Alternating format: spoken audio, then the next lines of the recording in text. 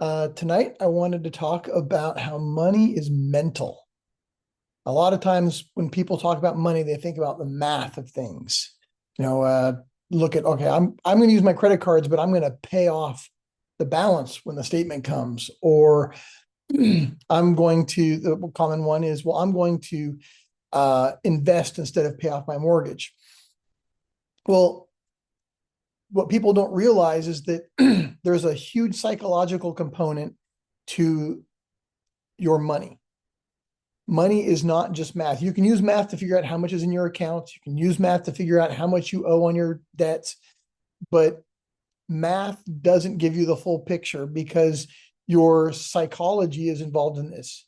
Your mental exercises, your emotions get involved so much more than just the math involved. Give you an example of the credit cards, for instance. Yes, you can put your expenses on your credit cards and then pay the statement when it comes, and you don't owe any interest, at least at that moment. But the psychology of using a credit card versus using a debit card versus using cash is very different. This is why the several money gurus say to use the cash envelope system, to have an envelope where you put an envelope for each category and you put your money when you make it, you put it into the cash envelopes. And then you spend from the envelopes, because when you spend with cash, the pain of the purchase happens exactly when you have the pleasure of the purchase. The pain of the payment happens when you have the pleasure of the purchase. The two exactly coincide, which means that you're less likely to spend more money. McDonald's proved this out back when, a long time ago, they didn't accept credit cards for the longest time. Credit card machines were out.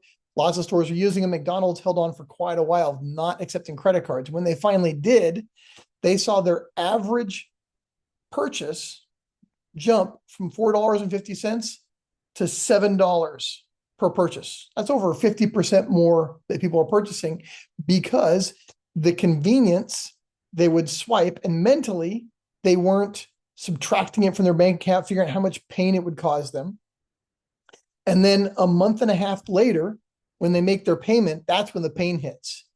So the pleasure of the purchase is so far separated from the pain of the payment that people didn't, psychologically, it didn't affect them during the purchase. And even after you go, you make your payment, oh, how am I going to make this credit card payment? They go and they pay the credit card. And then what happens the next day? They go out and use the credit card again, just swiping it, and they don't realize how much it's actually costing them until the time they make the payment. When the payment comes, they go, oh, I didn't even think about that. And I remember I did this a lot. I would go through, and when I was paying off the full payment, when the statement was due, I'd go through and look like, oh, what all was in this? I'd kind of browse through. Yeah, I remember doing that. I remember doing that. But there wasn't a psychological association with me purchasing something and the payment. Obviously, because I kept putting things on there and it kept being difficult at the end of the month. Now, am I saying you shouldn't use credit cards? I'm not saying that at all. What I'm saying is, when you do, psychology is working against you, even if you pay off the statement. At one point, I decided that I would bring the payment, the pain of the payment, closer to the pleasure of the purchase. And so I started paying off my credit cards every week.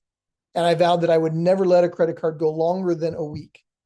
Now, this partly came from the realization that if anything happened when I went to go make the payment, if there was a delay in the payment, if there was an overdraft, if there was some problem, then I would get hit with interest from the moment I started making charges after that missed payment. Plus, I'd get fees and interest, and it just became a nightmare. That snowball would start building up. I had an entire month of expenses that suddenly started accruing interest. And not only that, but I realized that when I put my expenses on the credit card, I had a month of debt at all times. I always had a month of debt. And so I didn't realize this until I started paying cash for things. So, okay, I'm going to pay cash for everything. And I couldn't, because I needed that paycheck to pay off the credit card. I couldn't pull the cash out to pay the stuff coming up, because that cash was needed to pay the credit card bill. So we slowly worked our way down so the credit card bill got smaller and we were able to start making payments with cash. But it was just switching to cash dramatically reduced our expenses each month. Now, cash envelope system does have some quirks to it, especially these days when most payments are made digitally. And so there are tools out there. Like I am absolute fan of the Starfish platform and its ability to upload money to the platform and then make digital payments through there. I think that's a wonderful way because you're transferring the money up and then you're basically prepaying and then making the payments. So it's not a debt-based situation, it's a prepay situation. Absolutely love that. Plus the cash back's amazing. But using tools like that or finding, even if you use the cash envelope system, something that will help you transition to just try it out. Try not using a credit card or debit card even for a period of time. See how it works. See what your expenses change and how much is actually coming out of your account when you do that. For us, it made a world of difference. Along those lines, we also started not only paying off the credit cards weekly, but also weekly looking at what it was where our money was every week and where we're at financially. And that allowed us to not only pay off the credit cards every week, but also view progress. Are we going forwards or backwards? Most people, if they look at their finances at all, they may look at it monthly, maybe, often more likely yearly. And it's really hard to get a picture of, are you moving forwards or backwards if you don't know where you're at? So highly recommend people to first take a look at what your expenditures are, see if you can prepay them as opposed to post pay them. And if you have questions and would like to work with something where you can prepay and get cash back up to 20%, let me know. But that's something I highly recommend. So we were paying our credit cards off weekly, and then I switched to Starfish and started prepaying everything.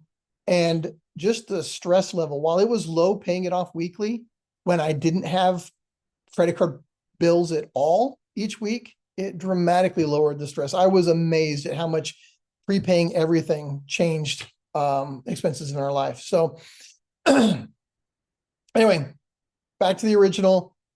Money is not math. Money is mental.